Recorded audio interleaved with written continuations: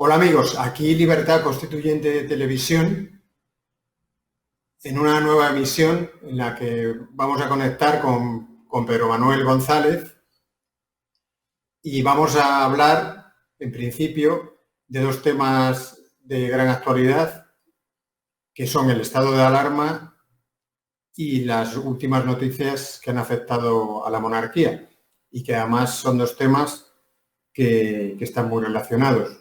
Como venías diciendo antes, ¿verdad, Pedro? Hola, Pedro, ¿qué tal? Hola, ¿qué tal estás, Juanjo? Un placer verte allí a lo lejos en Brasil y bueno, no sé qué tal llevaréis allí pues todo esto que se está viviendo aquí en España y muy particularmente donde estoy yo, que es en Madrid, después de haberse declarado el estado de alarma, ¿no? Aquí, si hay una palabra que yo creo que puede definir la situación es incertidumbre. Pues cada día la situación va cambiando, es cambiante y muta más que un virus, podríamos decir, ¿no? Bien, como tú dices, yo creo que los análisis políticos que realizamos aquí en Libertad Constituyente no se pueden limitar a lo que ya es complejo, pero sería muy simple, como es criticar o alabar las medidas que se han adoptado a raíz de este estado de alarma, ¿no? Sino el trasfondo político que tiene la cuestión en cuanto al contenido de lo político mismo, no del contenido de las medidas, que creo que lo que ha hecho es poner de manifiesto la absoluta incapacidad del Estado de partidos para gestionar una situación como tenemos, como es la excepcionalidad que estamos teniendo, ¿no? Desde el Estado autonómico, que ha quedado en franca evidencia, tanto a la hora de la coordinación de medidas concretas, absolutamente imposible, el pequeño intento de rebelión abortado por miedo, que es lo que siempre ha guiado la actuación de la clase política española, de los gobernantes, la pequeña rebelión de la Generalidad Catalana y de la autonomía vasca, sofocada por el miedo a la enfermedad, en este claro, algo tan sensible como es el miedo físico, que ya es de lo que estamos hablando, no de un miedo político, sino que de un miedo físico. Así como también ha quedado de manifiesto, yo creo, la incapacidad política también de esta clase gobernante.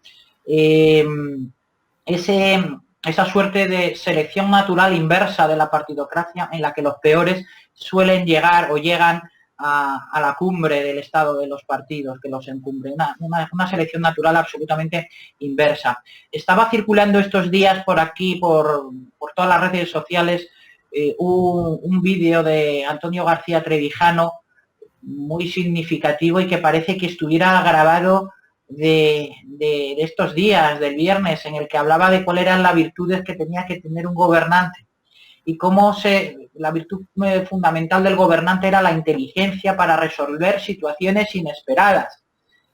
Eso es lo que nos ha denotado que estamos ante una clase gobernante idiota, seleccionada absolutamente de manera inversa, que ha sido incapaz de hacerse cargo de una cuestión de la gravedad que nos ocupa o de la gravedad que dicen que es.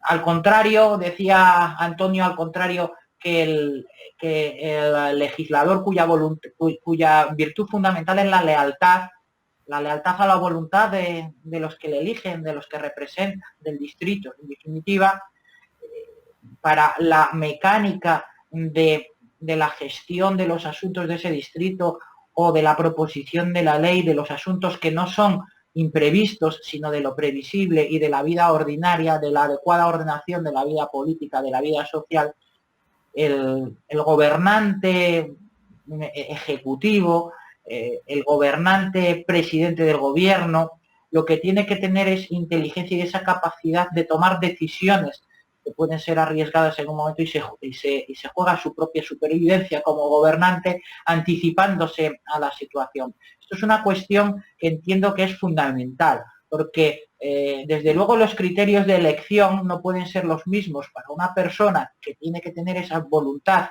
esa capacidad de tomar decisiones y de tomar las riendas de la situación en un momento de crisis como el actual, que de una persona de lo que se trata que es que sea leal y sepa interpretar la voluntad del elegido. Son virtudes absolutamente, si coinciden en la misma persona, sería estupendo, pero es muy difícil que no prepondere una de estas circunstancias sobre la otra, a tal punto que en el momento en que escogemos entre el menú que nos dan o votamos, los que lo hagan, en una sola elección para legisladores o supuestamente legisladores, cuando en realidad el jefe de esa lista es el que se postula como presidente del gobierno, no es posible que se pueda escoger esa virtud del gobernante diferenciada de la lealtad del representante, lo cual yo creo que en este momento de crisis se salta absolutamente a la vista. Sí, sin duda, Pedro, cuando Antonio García Trevijano hizo esa distinción entre las características que tenía que tener el jefe de gobierno, el ejecutivo, del representante del distrito, del legislativo, quedó muy claro que el ejecutivo tiene que tener dotes de mando, capacidad para prever y de tomar decisiones sobre hechos inesperados como los que estamos viviendo ahora. Y además creo que se refería alguna vez hacia una metáfora diciendo, tiene que ser el jefe de gobierno, tiene que ver crecer la hierba. Tiene que saber prever los posibles eventos, sobre todo los catastróficos, pero vamos, en general. Cualquier suceso inesperado que pueda afectar a la nación y tomar decisiones acorde con ellos. Y es lo que estamos viendo ahora, donde en el momento en que las decisiones a tomar dejan de ser los asuntos rutinarios, que para eso está la administración, no el jefe de gobierno, cuando vemos que se producen, pues como en este caso, catástrofes naturales o epidemias, es cuando se ve realmente las facultades del jefe de gobierno. La coordinación, la decisión, incluso la voluntad de poder, que bien dirigida, que debe de tener también un jefe de gobierno, el prestigio. Entonces, esa relación que estábamos viendo, claro, se está produciendo ahora el hecho del interés general, que también en la teoría pura de la República Constitucional, cuando Antonio García Trevijano habla de la facilidad para apreciar el interés general, que también viene de Rousseau, el interés común, decía, bueno, es muy difícil distinguir el interés general del interés mayoritario, porque lo único que podemos apreciar es el interés mayoritario. Y hace una excepción. Y dice, solamente en el caso de que hay epidemias, de situaciones excepcionales, en esos casos sí que puede ser más fácil apreciar el interés general, porque como pasa ahora, ya prácticamente en todo el mundo, el interés general es contener la propagación de una enfermedad. Entonces, en este caso excepcional, está muy claro que la existencia de interés general es mucho más palpable, y por eso decía, es prácticamente los únicos casos en los que el interés general se ve fácilmente, ya independientemente de las medidas a tomar que puedan ser más o menos aceptadas y que son responsabilidad del gobierno. Pero es verdad, y esto además enlaza, bueno, con un concepto que vamos a hablar más tarde, también un poco del tema de la soberanía de los monarcas, pero efectivamente, aunque los ciudadanos, en las situaciones excepcionales,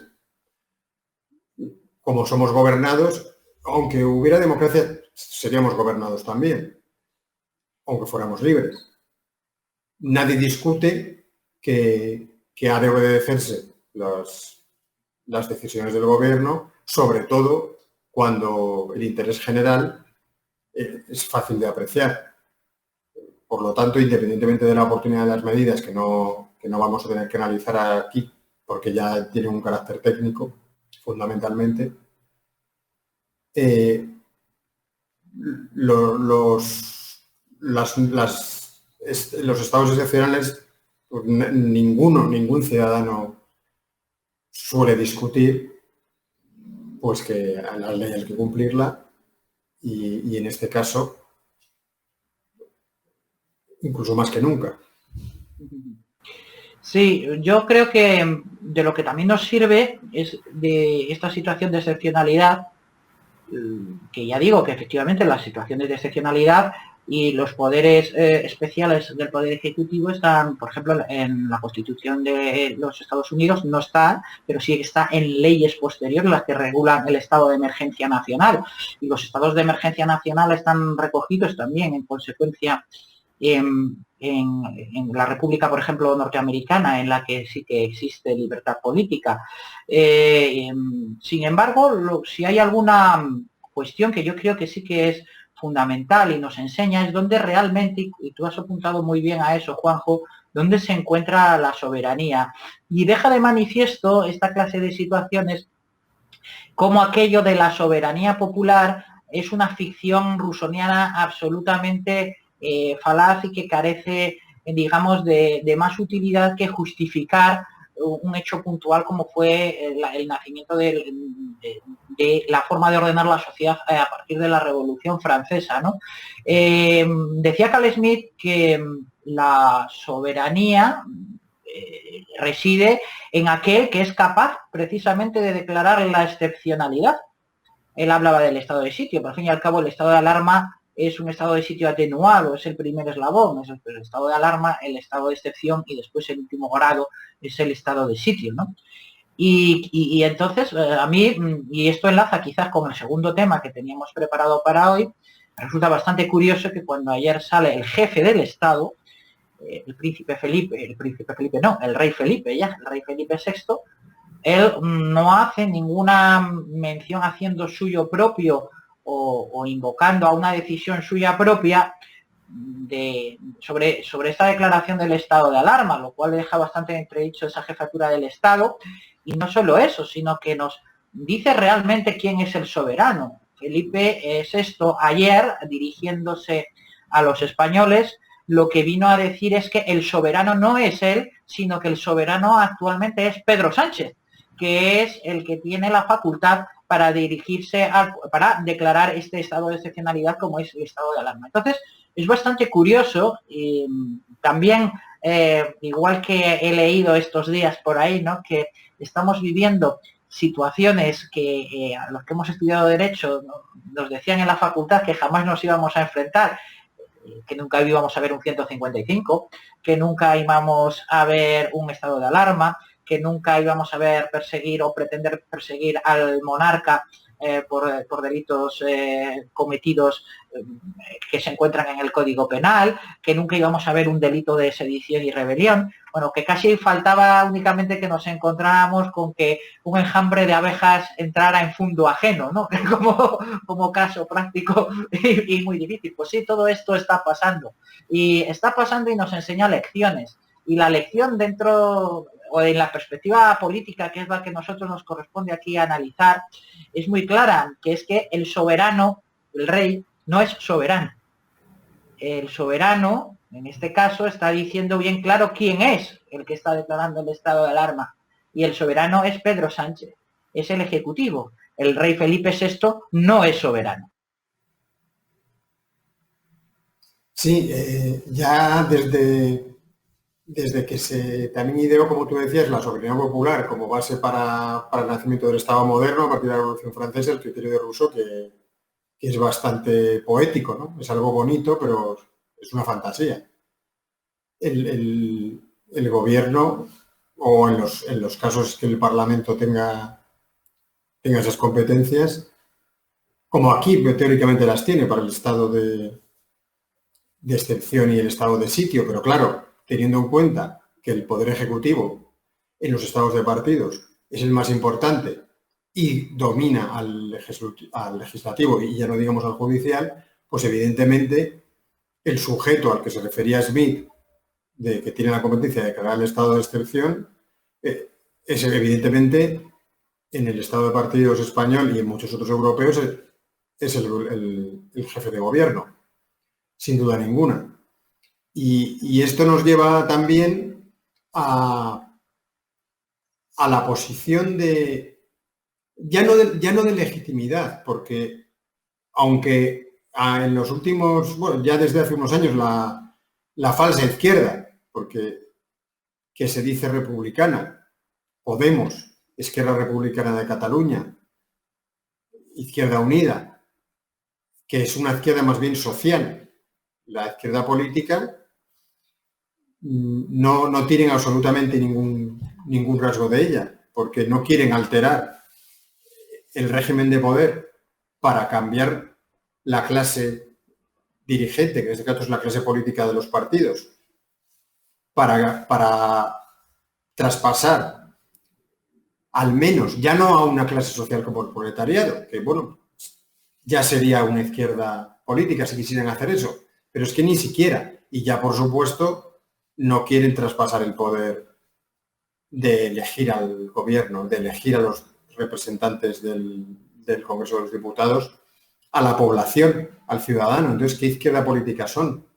Simplemente son una izquierda social que se autodenomina republicana, pero que están integrados en una monarquía de partidos. Entonces, ya son una serie de elementos en el que ya, aunque tuviéramos una república de partidos, sería al final exactamente lo mismo. Igual, una república de partidos en España, que es posible que se produzca en X años, no lo sabemos, pero puede ser, y si nos ponemos a jugar con probabilidades, a lo mejor es lo más probable, que primero haya una república de partidos y luego a lo mejor, como queremos nosotros, una república constitucional. Pero esta república hipotética de partidos que podría producirse, ya no digo dentro de 5 años ni de 10, pero a lo mejor de 25, es que igual es hasta casi peor que una monarquía de partidos, porque creo que miente más todavía. Porque al fin y al cabo, la base de la monarquía es una cierta discriminación, porque hay una familia que monopoliza la jefatura del Estado. Pero si encima es una república de partidos, es un eufemismo. O sea, es un subterfugio aún mayor que la monarquía de partidos, porque encima es como cuando decían los liberales en la Restauración, o los liberales progresistas me refiero, o los republicanos, es que Sagasta es peor que Cánovas todavía. O sea, ¿no creéis que Sagasta, por ser liberal, lo digo desde el punto de vista de los liberales progresistas de la época, de finales del siglo XIX, es que es peor Sagasta que Cánovas? Porque Cánovas por lo menos es conservador y no nos engaña tanto como Sagasta, que nos dice que es liberal. Y está en un régimen que ni siquiera es liberal ni parlamentario, porque los diputados había un pucherazo constante y además el poder legislativo ni siquiera lo tenía el Congreso. Lo tenía el Congreso con el rey. O sea, ni siquiera era una monarquía constitucional pura, con Alfonso XII y XIII. O sea, las Cortes tenían el poder legislativo con el rey, con lo cual ya era compartido con el rey, y además el rey tenía el poder ejecutivo. Alfonso X y Alfonso XIII designaban al gobierno directamente, no importaba el resultado de las elecciones. O sea, que ese turno entre Cánovas y Sagasta no era por el resultado de las elecciones, era porque lo decidía el rey, lo ponía en la Constitución. El pucherazo simplemente era para la composición del Congreso, para la legislación, pero la legislación también tenía que estar aprobada por el rey.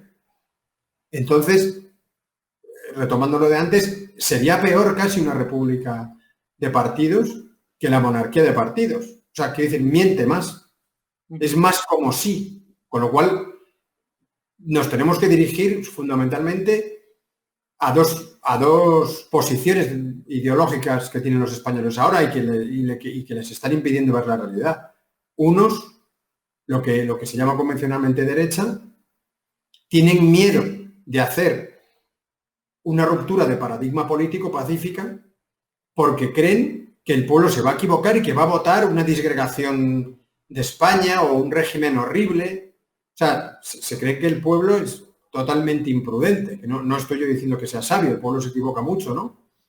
Pero no confían en la sensatez de las personas sencillas y normales. Creen que que la nación se va a suicidar. Y luego hacia la izquierda, pues lo que en realidad son reaccionarios, que quieren implantar una república de partidos todavía peor que la defectuosa Segunda República. Lo que tuvo unas intenciones fue un fracaso total, porque estaba mal diseñada. No fue una república constitucional, ni había democracia. Entonces, estas dos posiciones ideológicas que dominan, por lo menos a 2/3 de la población española, es la fuerza que hay que contrarrestar para convencerles de que a unos que no tengan miedo y a otros que dejen sus posiciones reaccionarias de querer fundar una república de partidos que al final les va a llevar a lo mismo. No va a haber un Juan Carlos I o un Felipe VI, pero ¿qué más da? Va a haber otra figura designada, un empleado de los partidos más, que tendrá el título de presidente de la República, no va a tener funciones ejecutivas, únicamente protocolarias, y simple va a ser la cúspide de una oligarquía, de una oligocracia, pero todavía peor, o sea, más mentirosa aún. Pero quizá sea un camino, no lo sabemos, sea un camino difícil de adivinar. Pero podría ser, ante la historia que se puede producir en los próximos, ya no digo por las últimas noticias, sino porque desde el 2014, desde que abdicó Juan Carlos I y se proclamó Felipe VI, ahí en ese momento, sobre todo en los años, agudizaron el cuestionamiento de la monarquía, fundamentalmente por parte de los nostálgicos de la Segunda República.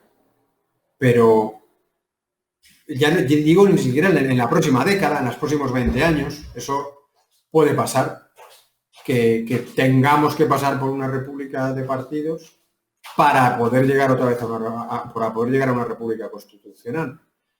Eso no se sabe porque va a depender de una serie de circunstancias que ahora es imposible preverlas. Sí, Juanjo, coincido con el análisis que haces plenamente. Y buena prueba de ello es ante el discurso del rey tan vacío de contenido, mucho más que cualquiera de Nochebuena, ¿no? La reacción que ha habido de organizar una cacerolada por parte de dirigentes políticos que se dicen republicanos del régimen de los partidos para acabar o pretendiendo ridículamente, por otro lado, acabar con la monarquía de los partidos, propugnando una república de los partidos, igualmente, ¿no? Es bastante bochornoso que políticos de la monarquía promuevan una acción ridícula para indignados que no saben por qué se están indignando en realidad y por qué está pasando lo que está pasando. Yo creo que nosotros, la posición en la que nos ha puesto la historia, los repúblicos, y es inexcusable desde que Antonio García Trevijano definió la república por lo que es, no por lo que no es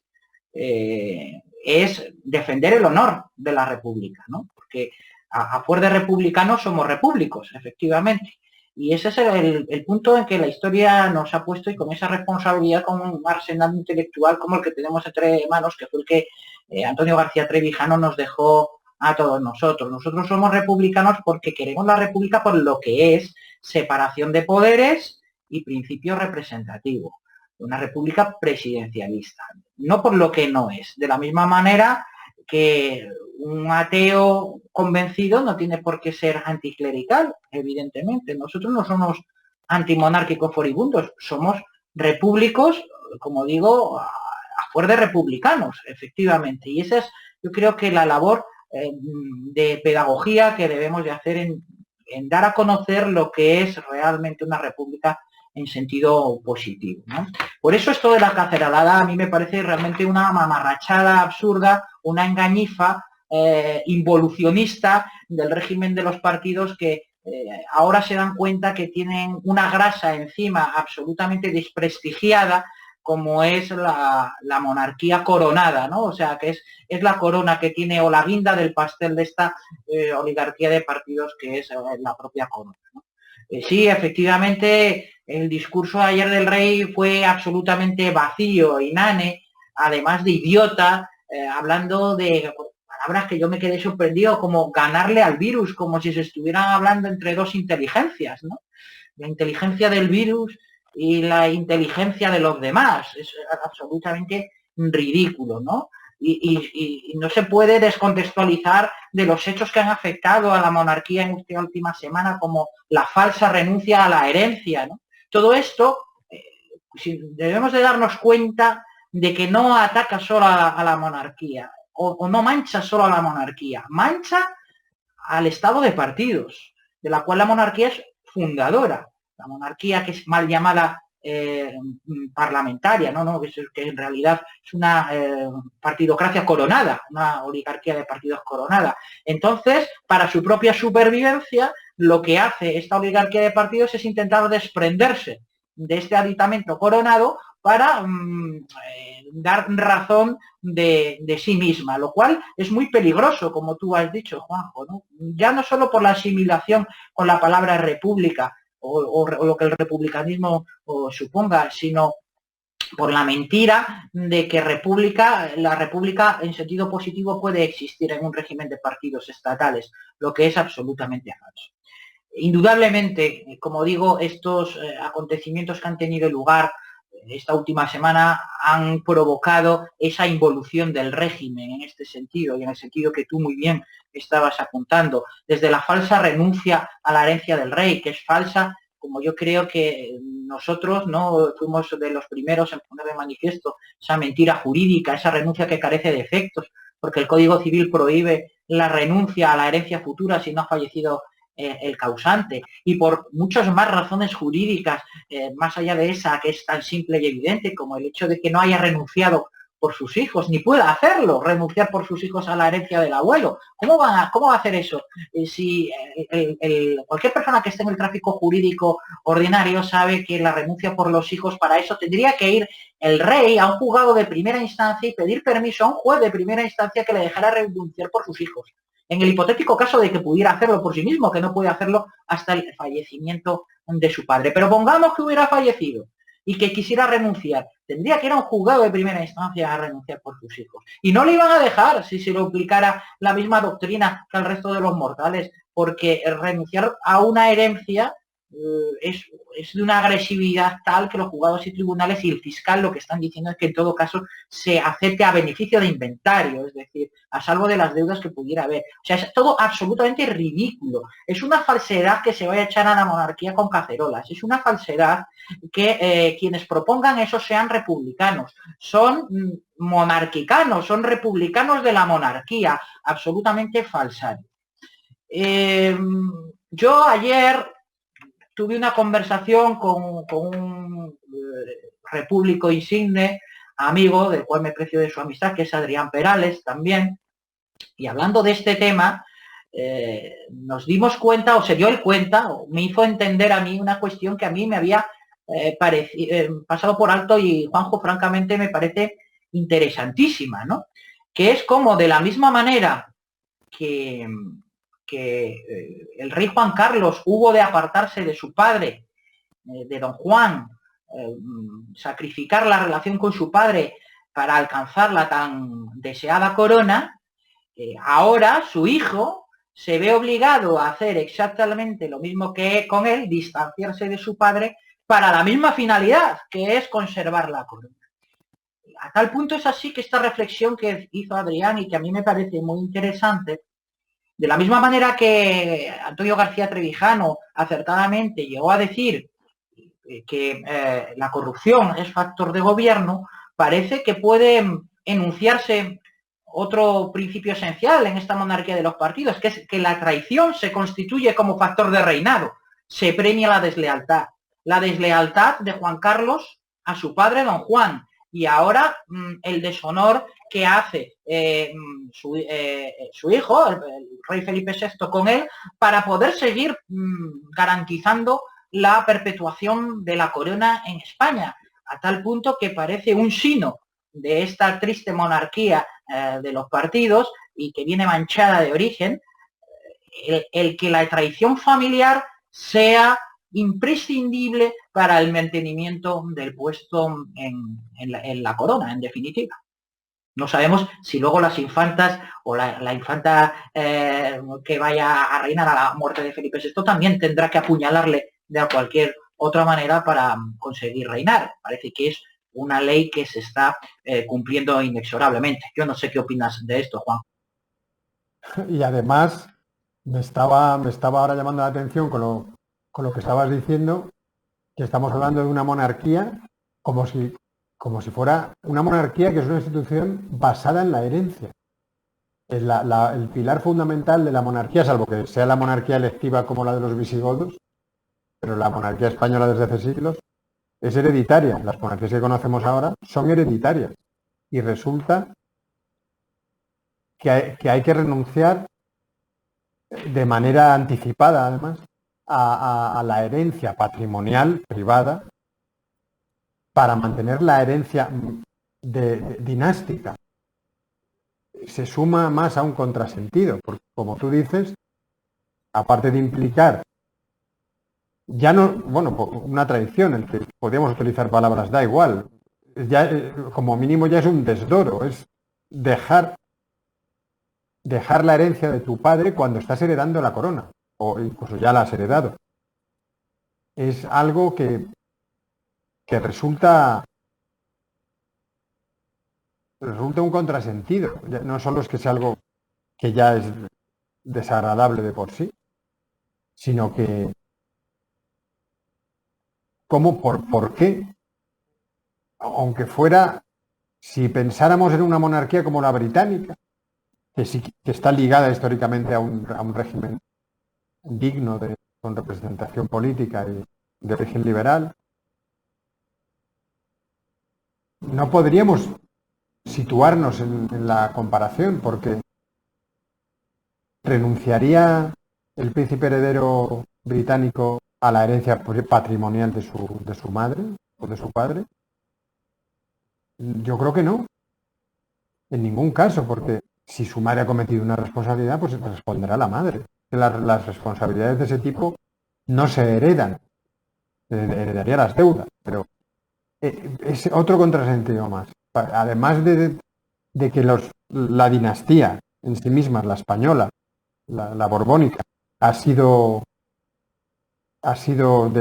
desgraciada si nos fijamos desde Fernando VII. El que no ha traicionado a la propia España como Fernando VII, agachándose, arrodillándose ante Napoleón, a la siguiente la han expulsado, a Alfonso XIII huyó. Realmente es una dinastía que tiene una serie de sucesos que no sé de qué nos extrañamos con lo que está pasando ahora, porque sigue el infortunio de la dinastía española. Y muchos españoles ahora, al ver a un rey en plenitud, como es el actual, claro, eso se agarran, dicen, pero si es el único, como decía el otro día un articulista creo que era Cacho, si es el único Borbón limpio que ha habido en España.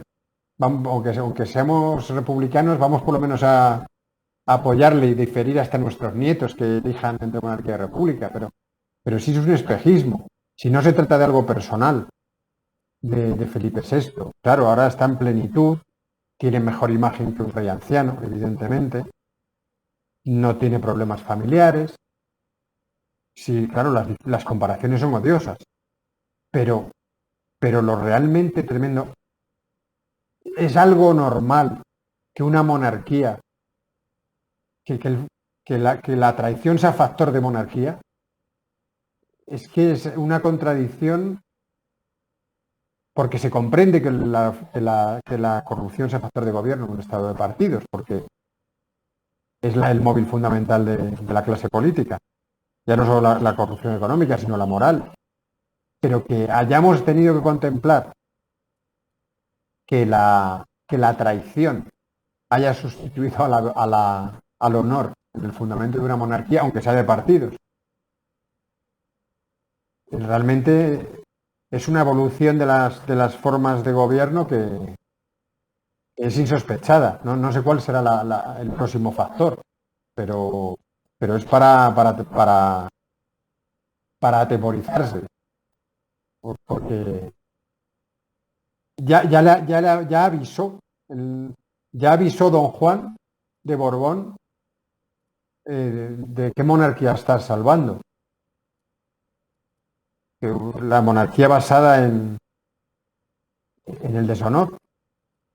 Y parece que esa carta, escrita por Antonio García Trevijano, por otra parte, se está materializando. ¿Qué monarquía salvas? Completamente contigo, de acuerdo, es algo que es lo que viene nacido podrido de raíz y en consecuencia los mismos defectos que hacen que eso sostenga el régimen desde el punto de vista moral y político, naturalmente, y siendo la monarquía una institución de raíz eminentemente familiar, pues se tiene que trasplantar necesariamente. El reparto de lo que hay, la familia política, como se lo ha llevado, y luego el propio sustento o la necesidad de despegarse de aquello mismo de lo que uno se avergüenza, que es su propio origen absolutamente deshonroso.